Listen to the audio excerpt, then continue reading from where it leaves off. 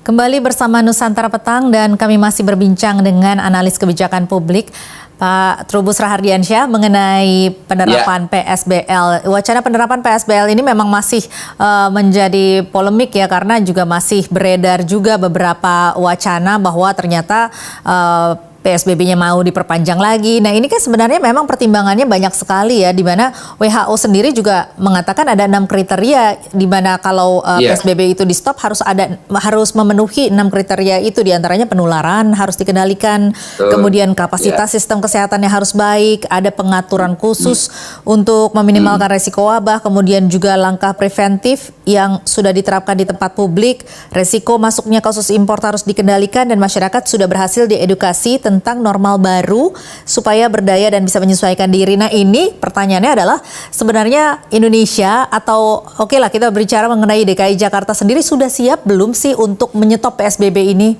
Pak Trubus? Iya, menurut saya sih belum ya, belum siap. Karena apa? Karena kalau lihat kriterianya itu kan bisa diringkas jadi 3 kan. Satu, persoalan epidemiologinya, yang kedua kan persoalan surveillance-nya, kemudian yang ketiga adalah tentang layanan kesehatan.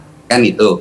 Nah, kemudian yang selanjutnya ditambahkan lagi mengenai kesadaran atau kedisiplinan masyarakat, kan gitu. Nah, menurut saya ini memang kalau lihat itu semua belum, apalagi di wilayah penyangga misalnya Tangerang Raya itu PSBB-nya diperpanjang gitu loh.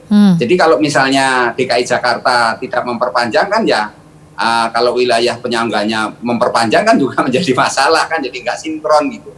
Sementara untuk Bekasi, Depok, dan Bogor itu sesuai dengan kebijakan Pemprov Jawa Barat atau Pak Gubernur Ridwan Kamil itu diserahkan untuk mengikuti DKI Jakarta, artinya tanggal 4 selesai gitu kan. Nah, jadi artinya tanggal 5 kalau misalnya mau diperpanjang tanggal 5. Tentu ini kemudian karena muncul kebijakan PBSL itu tadi atau PSBL skala lokal ya. Maka yang harus dilakukan adalah berarti harus berkoordinasi dengan wilayah penyangga, karena mobilitas masyarakat di 62 RW itu sendiri kan sangat tergantung juga dengan mobilitas di masyarakat penyangga kan gitu. Jadi ini nggak bisa dicopot, karena ini gini persoalannya, namanya masyarakat itu artinya isinya individu warga itu kan saling terkait, punya jejaring sosial. Jadi akhirnya kalau misalnya dia kan bukan benda mati, tapi mereka adalah orang yang bergerak kan, punya mobilitas dinamis, dan punya ini namanya.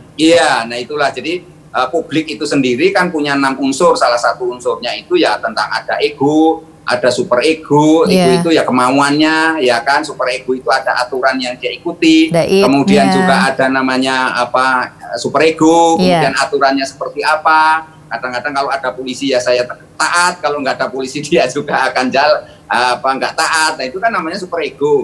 Nah kemudian juga ada Thanatos, masyarakat kita itu kadang-kadang juga EGP, memang gue pikirin ya, saya hanya mikirin diri saya sendiri. Nah itu kan publik. Yang terakhir adalah istilahnya itu eros itu kan masyarakat kadang-kadang ya sayang kalau kita ada yang merasa ini ya, kasihan juga, rasa kemanusiaannya jangan tinggi juga. Nah karena itu sangat sulit ketika kemudian satu wilayah hanya dasarnya itu dasar kewilayahan kan, RW itu kan artinya kan wilayah itu geografis kan gitu. Jadi tentu kemudian batasan antar RW sendiri kan sangat dekat ya. Jadi nggak seperti ada temboknya gitu, tapi itu kan hanya batasan secara administrasi saja. Jadi ketika PSBB mau dilaksanakan ya PSBL tadi dilaksanakan dalam konteks misalnya lockdown, karantina wilayah itu dilakukan, maka yang terjadi tetap masyarakatnya kan bermobilitas gitu ya. Jadi tidak mungkin itu akan masyarakat mentaati itu semua. Nah itu karena itu menurut saya memang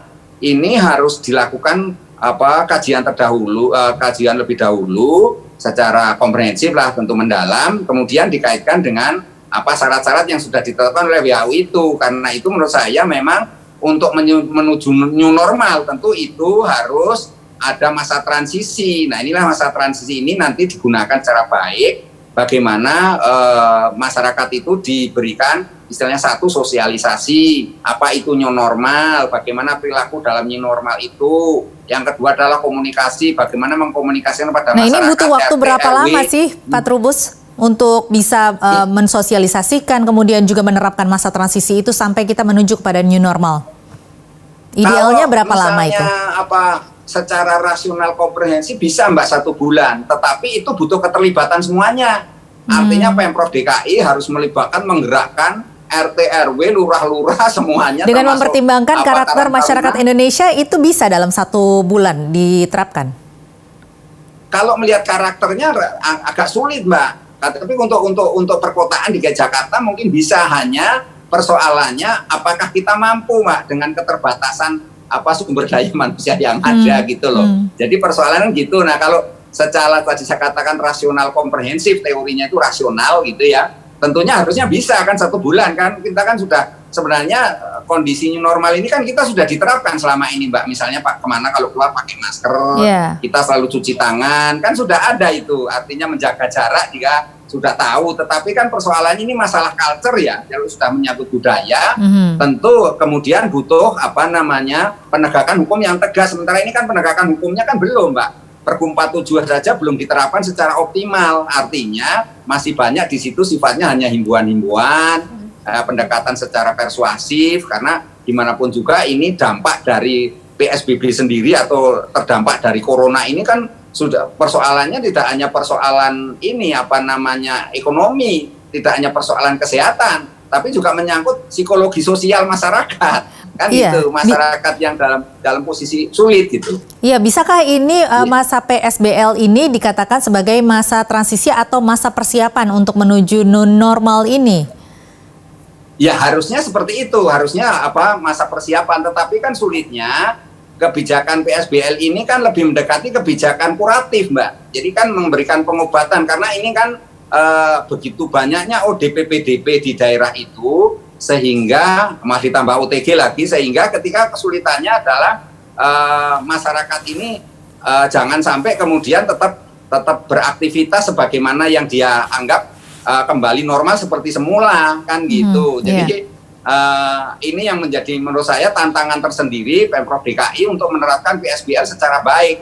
Tetapi memang ini secara realitas atau secara sosiologisnya relatif sulit Mbak untuk sampai ke sana. Tetapi setidaknya upaya yang dilakukan dengan PSBL ini ya, PSBL ini setidaknya kan menutup saja untuk mengurangi. Tetapi itu tidak menjamin penularan daripada COVID akan menurun gitu ya. Karena persoalannya kan ada wilayah-wilayah yang landai itu memang terdapat pada perilaku masyarakatnya kan gitu. Kalau perilaku masyarakatnya, kemudian juga jenis bentuk-bentuk pemukimannya, karena masyarakat kita ini kan ada yang tinggalnya maaf aja di Menteng, kalau di Jakarta ya di Menteng, Pondok Indah, komplek-komplek. Tapi ada juga yang tinggalnya di kampung-kampung.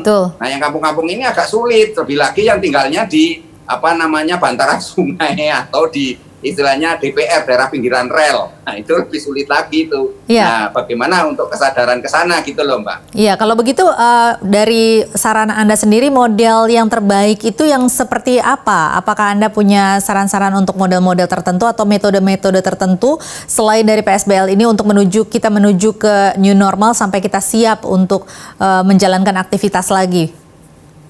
Iya, untuk PSBL ini kan kaitannya untuk lokal RW yang akan dilaksanakan. Itu tetap aja dilaksanakan karena itu memang khusus untuk daerah yang merah, artinya itu murah. Nah, kemudian yang untuk daerah ini jadi dibeda-bedakan Mbak. Untuk zona yang kuning itu harus diperhatikan bagaimana penegakan daripada protokol COVID, protokol kesehatan. Kemudian untuk daerah hijau ya itu dipersiapkanlah untuk menjadi istilahnya new normal. Kan DKI Jakarta ini yang daerah hijau kan misalnya Kepulauan Seribu kan masih relatif hijau itu. Jadi bisa diterapkan itu. Nah, maksud saya bagaimana penerapannya kita lihat sampai ke depan ini bagaimana tingkat jumlah ODP PDP-nya, epidemiologinya tadi. Jadi epidemiologi dan surveillance-nya ini seperti apa? Kalau misalnya nanti tetap tinggi, maka polanya harus dirubah itu, ya kan? Polanya harus dirubah lagi dengan cara apa? Caranya ya mengkarantina secara ketat gitu. Karena kalau nggak dikarantina secara ketat, warganya mesti akan akan bermobilitas gitu loh. Jadi kita tetap melaksanakan PSBB DKI Jakarta ini, tetapi dengan cara yang khusus, yaitu masa-masanya disebut istilahnya masa transisi gitu. Karena kita nggak lagi mau mengacu pada PSBB, karena PSBB selama ini oleh DKI Jakarta, oleh masyarakat pada umumnya ya itu dianggap kurang efektif dalam menekan angka penyebaran COVID. Itu kan persoalannya kan di situ. Iya. Jadi menurut saya adalah ini harus melakukan kebijakan kolaboratif ya, kolaboratif di mana tata kelolanya itu sifatnya adalah koordinasi sinergitas antar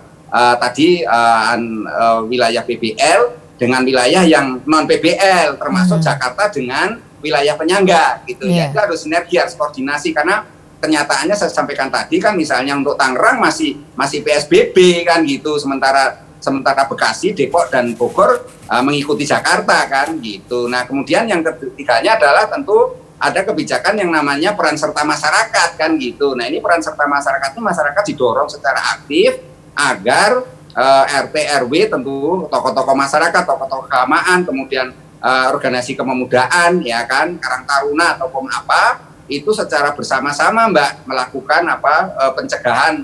Jadi ini perlu dilakukan peran aktif karena kuncinya ini semuanya Mbak, vaksinnya itu hanya kesadaran, kedisiplinan masyarakat. Baik. Kita kan belum ada vaksin apapun tentang corona ini. Jadi kuncinya adalah bagaimana kita menegakkan kesadaran dan kedisiplinan supaya masyarakat disiplin gitu aja. Jadi kuncinya disiplin itu. Kalau kita bisa disiplin, saya yakin ini akan jalan. Tetapi kalau tidak, meskipun disiplinnya tinggi pun, kalau kita nggak bisa melakukan kuratifnya secara baik, itu virus corona itu kan bermutasi ya kan di negara lain, misalnya kegagalan Korea Selatan itu kan karena ternyata virusnya itu bermutasi. Lah ini repotnya, apakah kita mampu mengantisipasi itu? Lah ini yang jadi persoalan ya. Ini tugas berat dari negara tentulah, tidak hanya pemerintah pusat saja, tidak hanya pemerintah Pemprov DKI, pemerintah pusat, dan kita bersama-sama bagaimana menekan angka penyebaran itu, Mbak. Iya, itu memang sangat ini. Baik, terima kasih Pak Trubus atas informasinya. Tentunya kuncinya adalah kesadaran dan juga kedisiplinan dari masyarakat, itu vaksin yang paling baik untuk pandemi COVID-19 ini. Baik, terima kasih. Ya, pemirsa, itulah tadi perbincangan kami dengan analis kebijakan publik Trubus Rahardiansyah mengenai wacana penerapan kebijakan PSBL.